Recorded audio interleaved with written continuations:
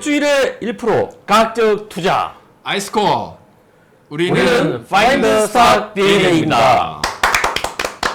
네, 여러분 반갑습니다. 드디어 지난주 투자 결과를 살펴보는 시간이 되었습니다.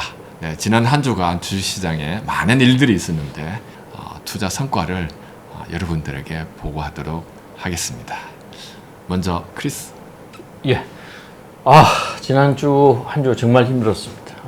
8월 11일, 지난주 금요일이었죠. 금요일 날 산출된 아이스코어에 기반해가지고요. 8월 14일 날 시초가로 저는 코스피 200 상위 아이스코어 5종목하고요. 코스닥 상위 5종목을 매수를 하였습니다.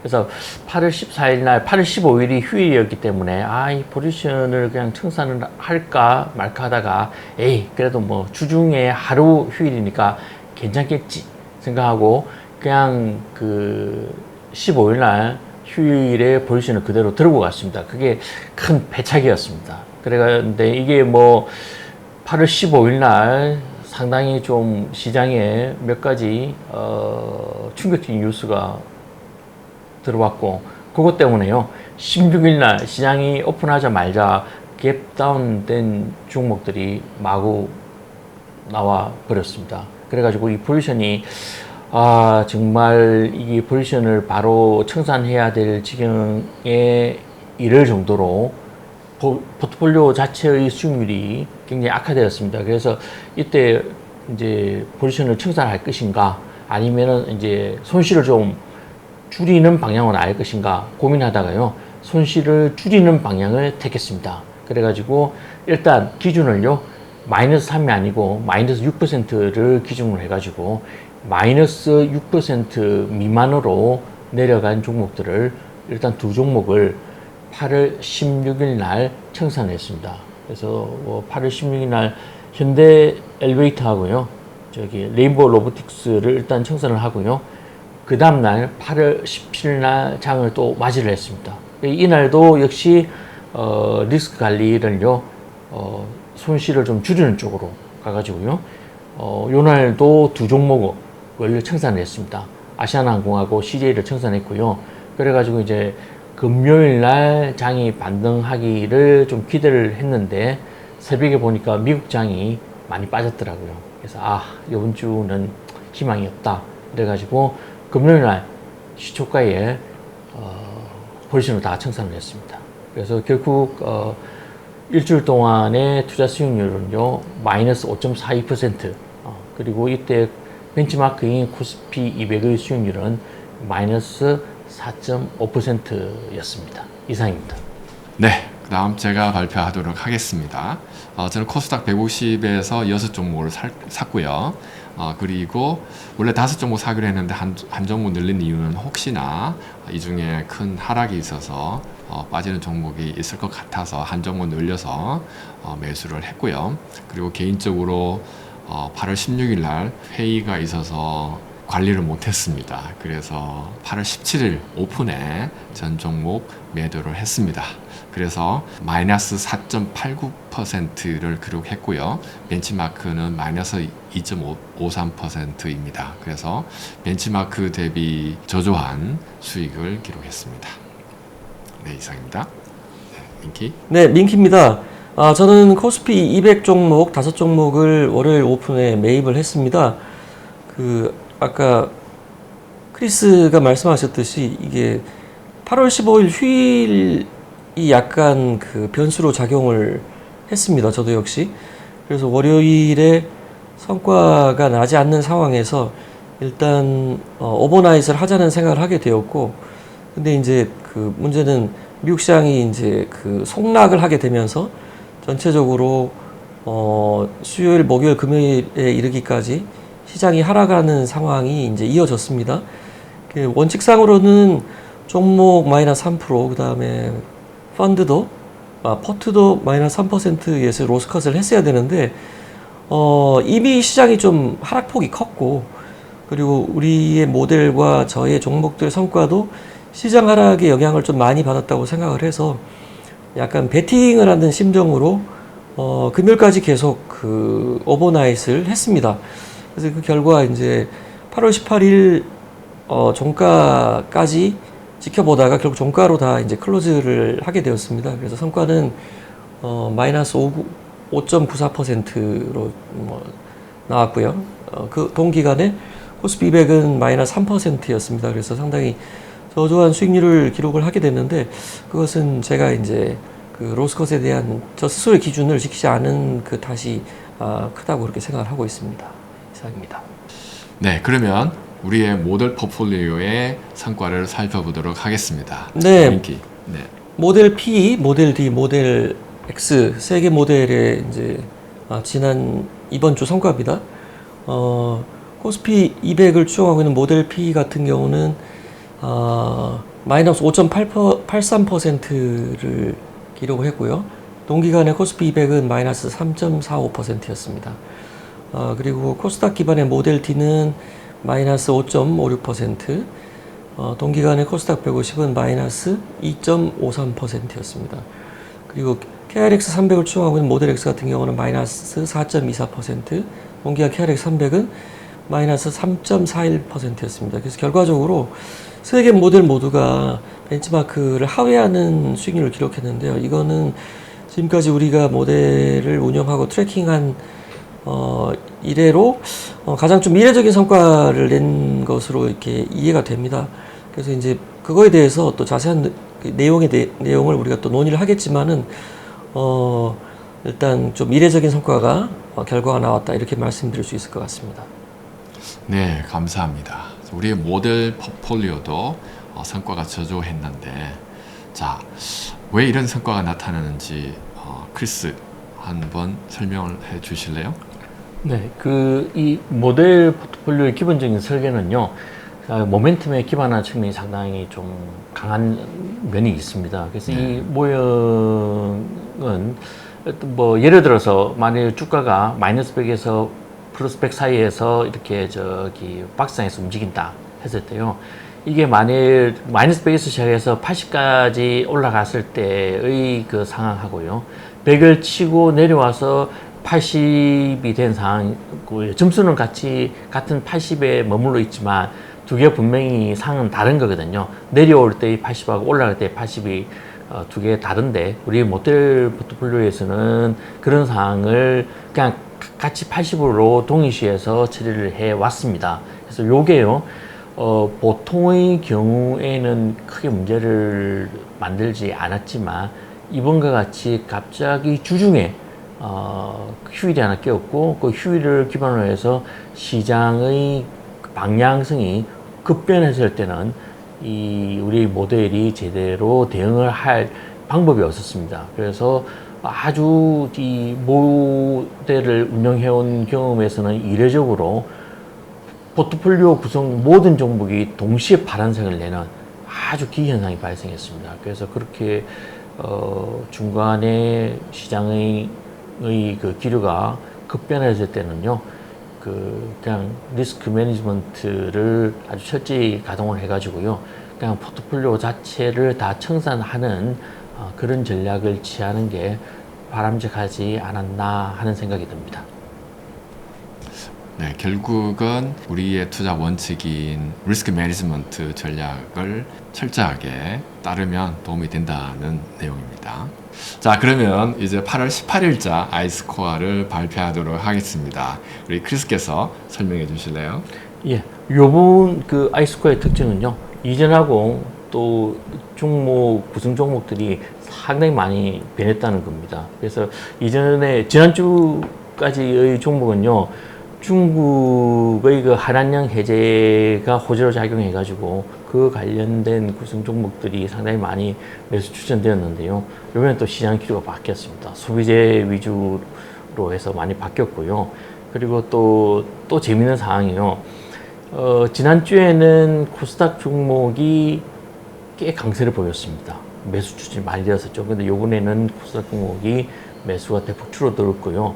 그리고 또 특징이 사실 KRX 300은 코스피하고 코스닥을 절반씩 섞어서 구성된 지수라서요, 이게 보통의 경우에는 그렇게 좀 볼이 그렇게 크지 않기 때문에 수익률 면에서도요, 그렇게 크게 두각을 나타내지 못했습니다. 근데 요번에는 특징적이 KRX 300이요.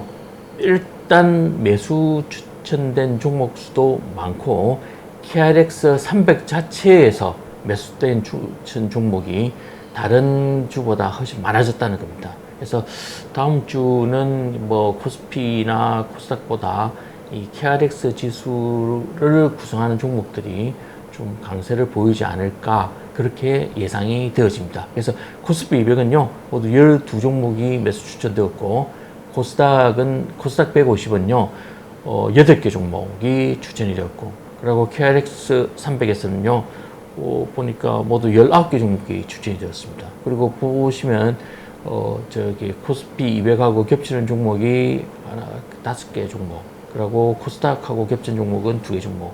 나머지는요, 분홍색으로 칠해놓은 거는 KRX 자체에서 그 추천이 된 종목입니다. 그래서 다른 어떤 주보다요, KRX 자체에서 추천된 종목이 좀 많다는 게 이번 주 매수 추천 종목들이 특징이라고 말씀드릴 수 있겠습니다.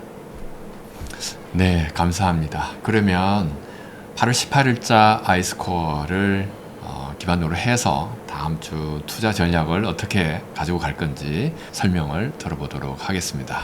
크리스 먼저 발표해 주실래요? 네, 저는요 이 포지션 구성하는 기본 전략이 안정적인 수익 창출입니다. 그래서 이제까지는 코스피 200을 위주해서 좀 했는데요.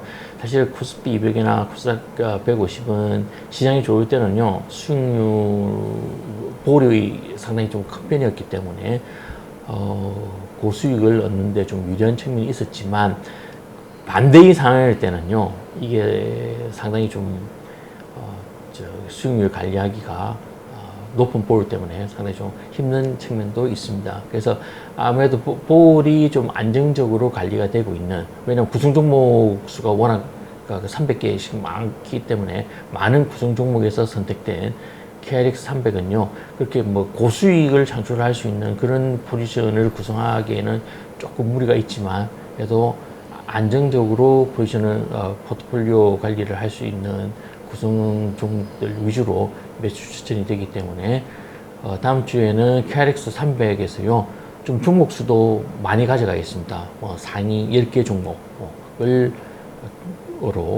포트폴리오를 구성을 해서 한번 리스크 관리를 아주 철저히 시행해 가지고요 어떤 종목이든 마이너스 3% 미만으로 떨어지는 종목은 적극 평선을 하고요. 그리고 포트폴리오 자체가 마이너스 3% 미만으로 내려가면 포트폴리오 자체를 청산하는 그런 리스크 관리 전략을 철저히 이행을 하면서 다음 주에 포지션 관리를 해 나가도록 하겠습니다. KRX 300 상위 10개 종목이 저희 다음 주 매수 종목이 되겠습니다. 네, 감사합니다.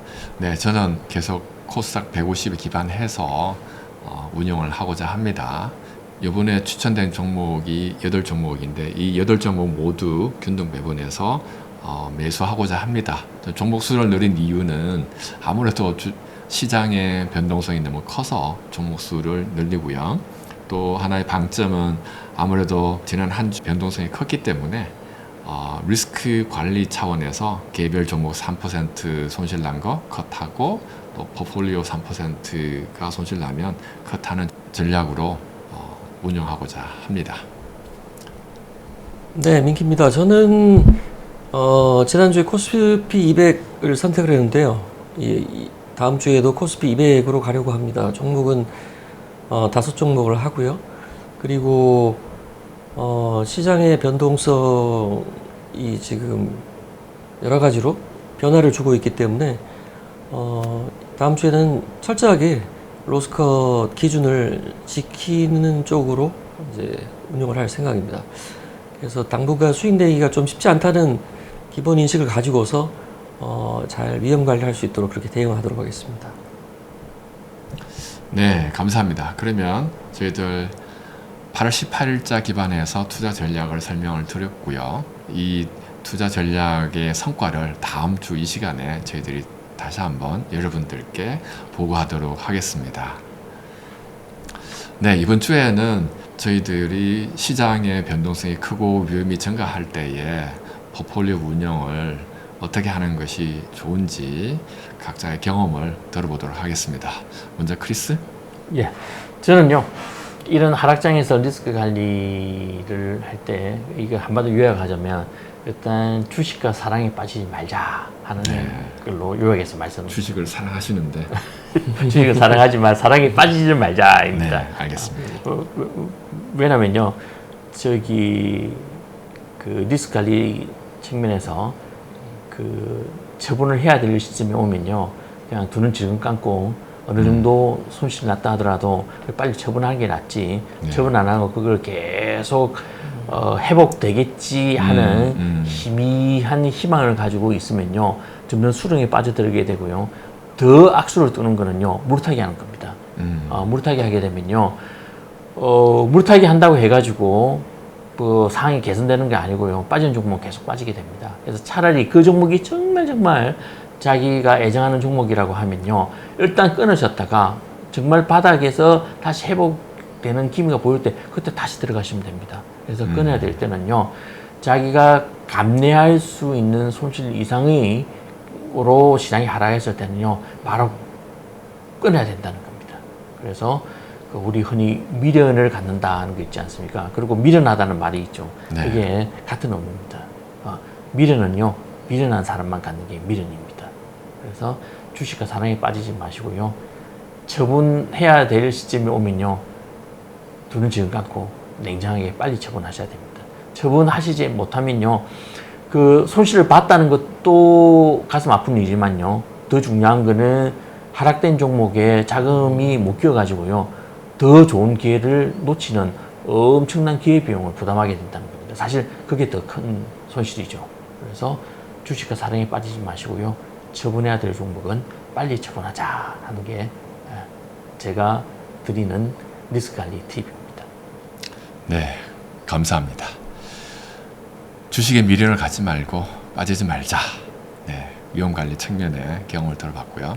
네, 그 다음에 민키의 위험관리 경험을 들어보도록 하겠습니다. 네, 그 주식의 미련을 안 갖기가 어렵습니다, 사실. 네, 다 그게 주식을 사랑하시는 분들이죠. 개인들의 심리가 저는 비대칭적이기 때문에 그런 측면이 크다고 생각합니다. 그러니까 수익에서 느끼는 그 행복감 대비 손실에서 느끼는 그 상실감이 훨씬 크기 때문에 그래서 수익이 났을 때는 쉽게 이익 실현을 하면서 손실이 났을 때는 그 로스컷 하는 게 사실 저같이 오래 주식을 하는 사람도 되게 쉽지 않습니다. 그래서 그런 거를 감안했을 때, 사실은 그 더더욱 그 위험 관리를 위해서는 로스컷을 하는 게 중요한 건데, 그래서 제가 이제 추천드리고 싶은 거는 전액을 다 파는 것이 되게 어렵다고 하면 3분의 1이나 절반, 다만 얼마라도 팔라는 것입니다. 왜 그러냐면은 일단 제가 일부를 로스컷을 하고 난 이후의 결과가 예를 들어서 팔았는데 반등이 나온다. 그러면 제가 전부 판 게 아니기 때문에 그나마 수익을 만회했다라는 일부 안도감이 있을 수 있고요. 만약 그게 아니고 일부 로스컷을 했는데 더 빠진다.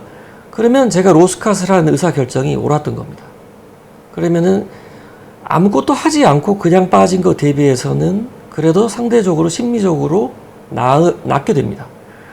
그래서 제가 추천하는 거는 자기 위험 성향을 파악을 하고 적절하게 비중을 줄이는 쪽으로 선택을 하는 게 맞다라고 생각을 하고요. 아까 크리스께서 말씀하신 것처럼 빠질 때는 물타기, 올라갈 때는 이제 불타기라고 표현을 하는 건데 제가 볼 때는 불타기보다 물타기가 위험합니다.